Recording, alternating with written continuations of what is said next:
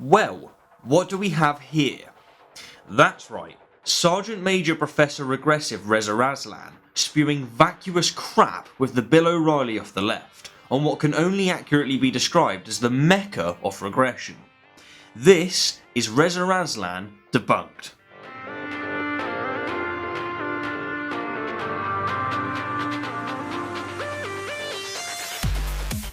Before we begin, no, the lighting isn't off. There's been a heatwave in the south of England today and I went out in it for 3 to 4 minutes and now I'm burnt. Anyhow, for those of you either unaware or in need of an unfortunate recap, Reza Aslan is an author, public intellectual, religious scholar, producer, television host and an apologist for Islam who must always be referred to with the inclusion of these credentials. Always. And while we're on the topic of his credentials, let's just get straight into it and emphasise a fallacy that pretty much entirely defines Aslan. Chieftain Aslan.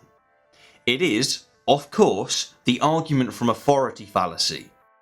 Simply stated, an argument from authority occurs when someone attempts to either substantiate their claim or discredit the claim of someone else by citing an authority rather than evidence.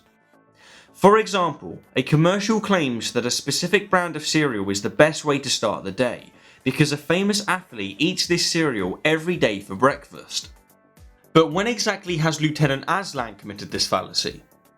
Well, to show you, here's a compilation from one of David Pakman's videos, which I have linked to in the description, highly recommend, and have found very resourceful when researching for this video. Well, look, truly I was kind of embarrassed. There's nothing more distasteful than an academic having to trot out his credentials. You really come off as a jerk when you do that. I write books about what's going on in the Muslim world because I have an expertise in what's going on in the Muslim world. My credentials as a scholar of religion. All of the universities that have educated me, and all of the universities that have employed me. Hold on, I have to respond to that as the Islamic scholar, as the person with a PhD in Islam in this conversation. Nevertheless, an expert on the Bible and on Judaism and Christianity and Islam. Well, to be clear, I am a scholar of religions with 4 degrees, including one in the New Testament and fluency in Biblical Greek, who has been studying the origins of Christianity for 2 decades. And so you see, whenever Aslan finds himself on the defence, rather than addressing the argument, he simply appeals to his own authority, which is actually a very specific type of fallacy that's called ipse dixit, which is Latin for he himself said it. And so perhaps we should refer to him as ipse dixit Aslan from here on out. What's more, and to raise a second fundamental flaw, Aslan does not have many of the credentials that he says he has. On this topic, and on many more, he is a proven pathological liar. For example, he has claimed on numerous occasions to have a PhD in Islam and a PhD in the history of religions. But this is simply a lie. He has 1 PhD and it's in sociology, just sociology. Of course, this is still impressive, but it's not a PhD in historical sociology, Islamic sociology, religious sociology, or theological sociology, and this distinction matters. Furthermore, and to raise another lie that Aslan has become notorious for, he has asserted that female genital mutilation is not an Islamic problem, but rather it's a Central African problem. It's a Central African problem. To substantiate this claim, he is often referred to a UNICEF study that featured this map, which, as you can see, does not support his assertion, but rather it clearly demonstrates that FGM is a problem that spans most of Africa and parts of the Middle East. What's more, and as other sources have confirmed, this study doesn't account for FGM rates in non-African countries that are Muslim majority, because they either would not allow the study to be conducted or they gave unreliable data. To quote David Pakman, who, again, absolutely destroyed Aslan. Of the 29 countries studied, most with an FGM problem are majority Muslim.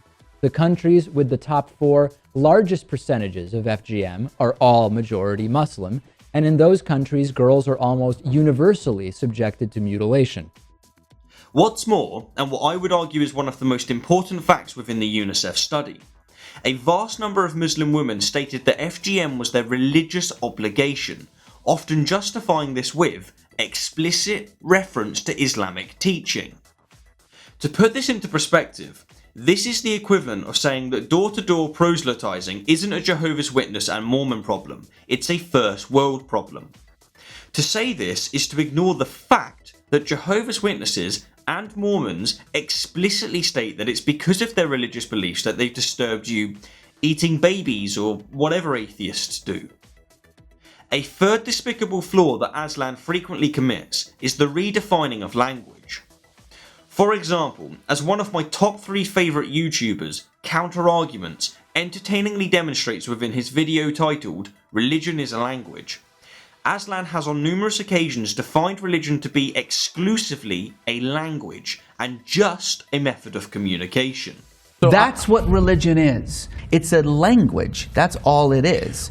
If you believe that there is something beyond the material world, that there is something that is truly transcendent, then you need some kind of language to talk about it, to make sense of it. That's all that religion is. Now, this claim is obviously nonsense. Religion isn't just a language. To quote Counter-Arguments, metaphorically speaking, religion can be many things.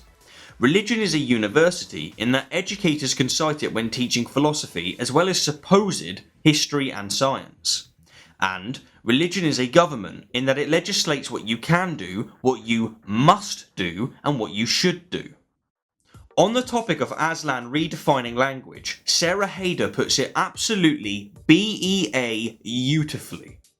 It's this kind of sort of disingenuous hedging around issues and redefining things and using information selectively that's just so slimy.